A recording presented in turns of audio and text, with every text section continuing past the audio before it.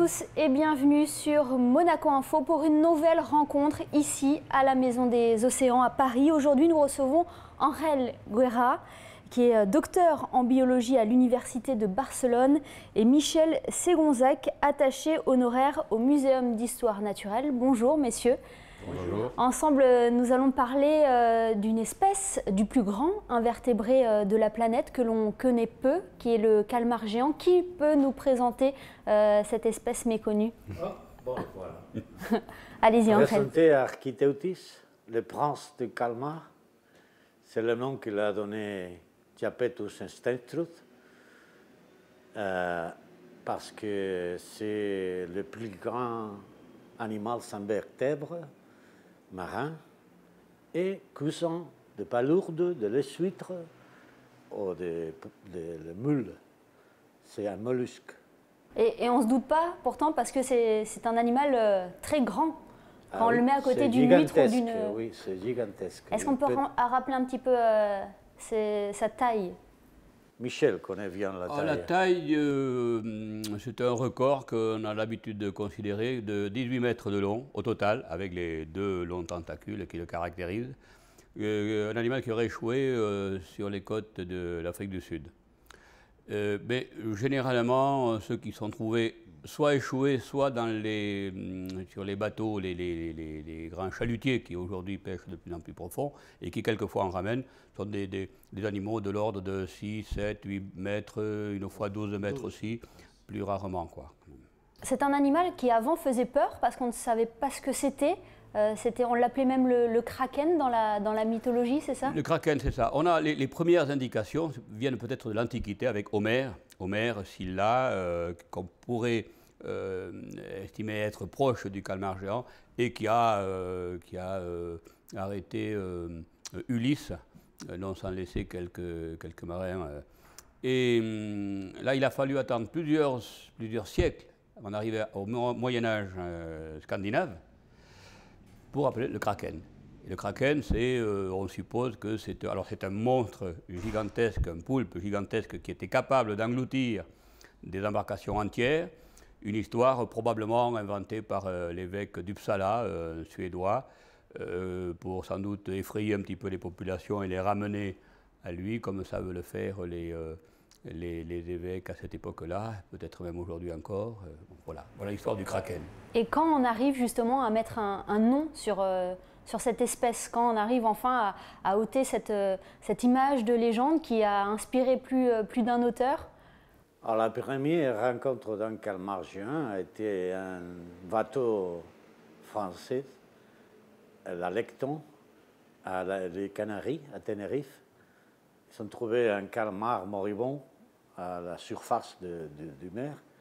Ils ont pris un morceau parce qu'il était très lourd.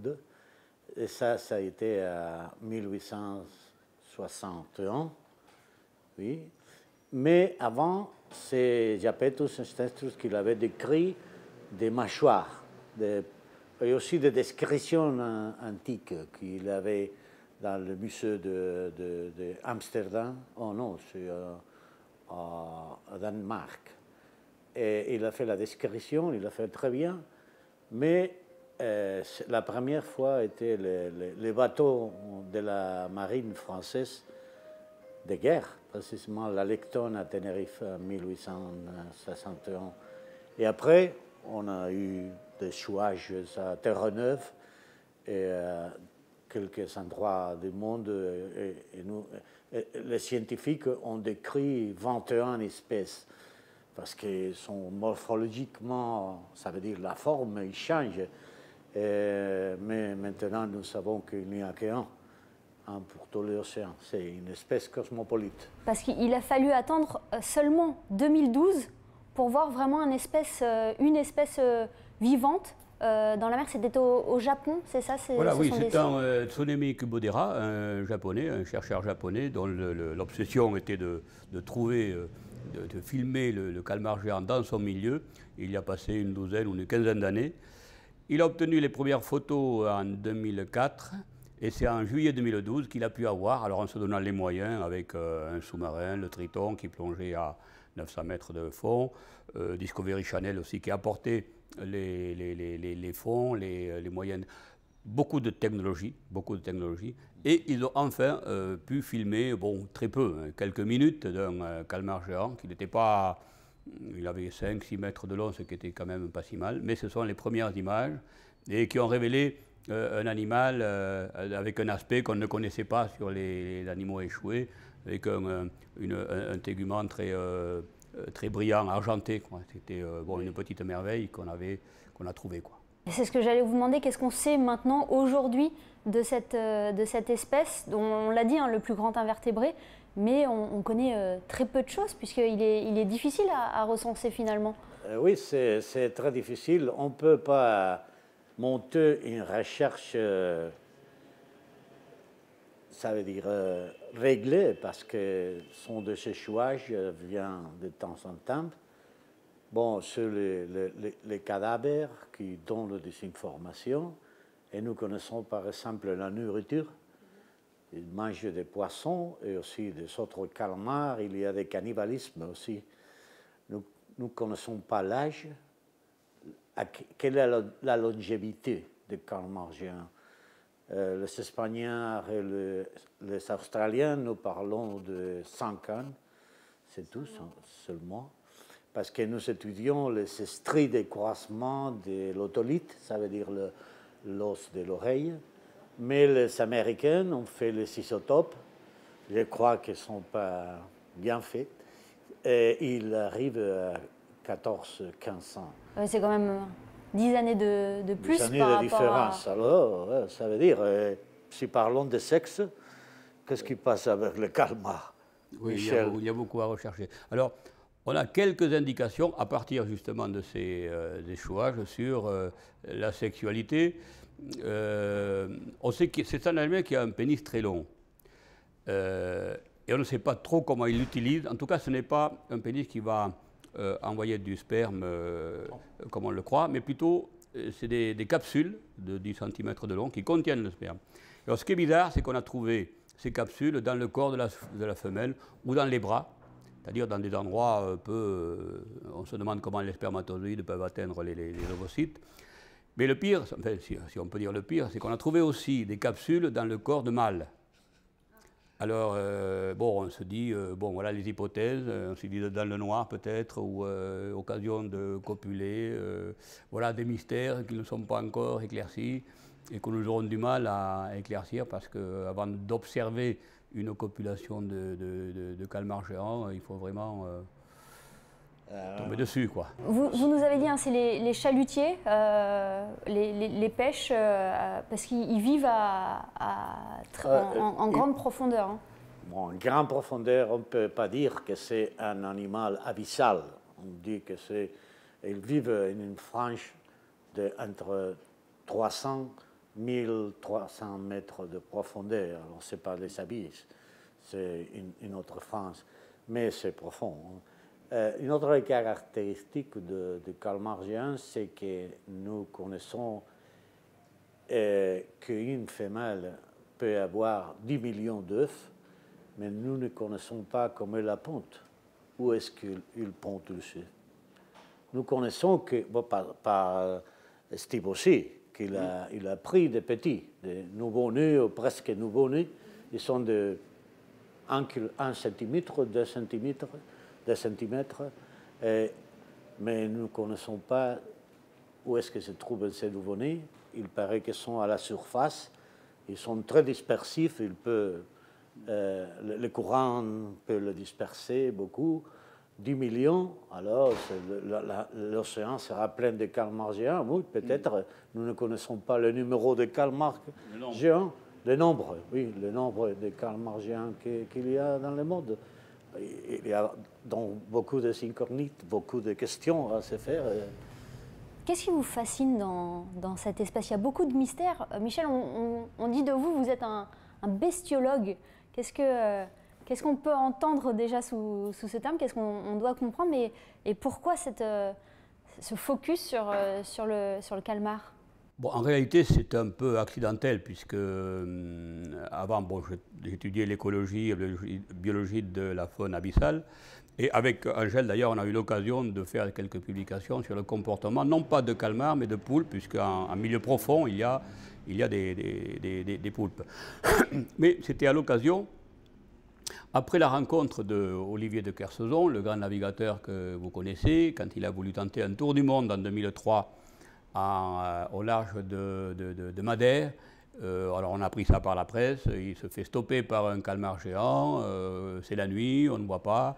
Bon, ça a été tourné un petit peu en dérision, ce qui fait qu'on ne sait pas, parce que j'avais proposé de voir le bateau à sec pour voir les empreintes des ventouses, pour voir si on pouvait pré-identifier l'animal, mais je n'ai jamais eu de réponse. Alors, comme il s'agit de la course appelée le trophée Jules Verne, le bateau attaqué par un calmar géant, on est resté dans un doute discret et poli. Mais pour dire que le mythe qui tourne autour de cet animal est prégnant, parce que, je ne veux pas faire un rapprochement facile, mais à plusieurs milliers d'années, si on reprend l'aventure d'Ulysse au détroit de Messine, à peu près à la même latitude, plusieurs millions d'années après, on a Olivier de Kersauzon qui se fait arrêter par un calmar géant. Au niveau de Madère. C'est un peu de poésie, mais pourquoi pas? Mais pourquoi pas? Pourquoi pas? Pourquoi pas? Alors, on trouve le calmar géant partout. Hein, on le trouve partout et depuis des millions d'années. Ah oui, oui, oui. Donc, comment se passe d'ailleurs sa cohabitation dans le milieu marin? On l'a retrouvé dans des ventres de cachalot, je crois. C'est son prédateur, c'est comme ça que ça marche la chaîne? Le cachalot est le prédateur le plus redoutable du calmar géant. Alors il y avait une anecdote racontée par Louis Lacroix dans les derniers baleiniers français, où il rapporte le témoignage de pêcheurs qui auraient vu un cachalot et un calmar géant morts ensemble, enlacés. Et on pourrait penser qu'avec l'extrémité d'un tentacule, il aurait pu boucher l'évent, la narine en quelque sorte, d'un cachalot qui serait mort par asphyxie. C'est une hypothèse probable, mais qui est rarement mais si observée. Si le cachalot trouve le calmar géant, il est mort, hein, en avance. Le combat est perdu d'avance pour Il est le perdu cachalot. d'avance. Victoire Oui, pour le cachalot. il y a les empreintes ventouse indiquent que le calmar a quelques... Bon, la défense du calmar, c'est surtout l'œil. Les yeux des calmars sont grands, il peut arriver à 20 cm. On pense que, oui, 20 cm, c'est que un ballon de basket, c'est 20 cm, alors tu peux imaginer. Ils sont très complexes, sont comme le yeux d'un mammifère. C'est différent, la rétine, la cellule photoréceptive sont différents, mais il peut voir, il peut détecter la lumière que forme un cachalot quand il descend, pas par la lumière des cachalots, mais quand le cachalot passe, traverse de l'eau, il y a de petits animaux microscopiques, bioluminescents, et alors sa petite lumière, c'est une lumière très, très débile, très ténue. Alors le calmar est capable de détecter, et il a quelques secondes, c'est tout. Oh, l'encre aussi. Mais... Oui. Le calmar géant est au centre de votre livre que vous avez coécrit ensemble, qui s'appelle Géant des profondeurs. Qu'est-ce qu'on peut découvrir dans cet ouvrage que vous avez signé tous les deux? On peut découvrir tout ce qu'on peut savoir aujourd'hui sur le calmar géant et donner une base pour les futures recherches. Oui. Peut-être, on le souhaite. Oui, parce que notre collègue de Barcelone, Roger Villanueva, il travaille sur la fécondation in vitro. Il a fait des fécondations des autres espèces, des calmars aussi. Pourquoi pas un calmar géant in vitro petit, mais dans le futur, il faut... On va l'encourager. On va l'encourager. Voilà. On reste attentif à tout ce qu'il peut avoir en plus comme information sur le calmar géant, puisqu'on vous avait rencontré, Michel, il y a 3 ans, je crois, et on n'avait pas encore eu des images du Japon et du calmar. Vous étiez venu ici à l'ancien institut océanographique parler. C'est vrai, on ne connaissait que les premières images de Tsunemi Kubodera, les premières photos, mais on ne savait pas qu'il continuait avec obsession sa recherche et qu'il a abouti donc en 2012. Donc c'était l'occasion justement d'en profiter pour rassembler toutes les données qu'on avait et puis terminer par ces premières images de calmar géant. Messieurs, merci beaucoup. Dites-moi, une autre chose que nous pensons que le calmar géant peut avoir la responsabilité peut-être d'arriver à être le panda des océans profonds. Ça veut dire une espèce emblématique pour la défense, pour la conservation de fonds profonds, de fonds marins profonds. Peut-être, pourquoi pas. Un rôle essentiel. Oui. Merci beaucoup, ça sera le mot de la fin, messieurs. Et puis à très bientôt sur Monaco Info.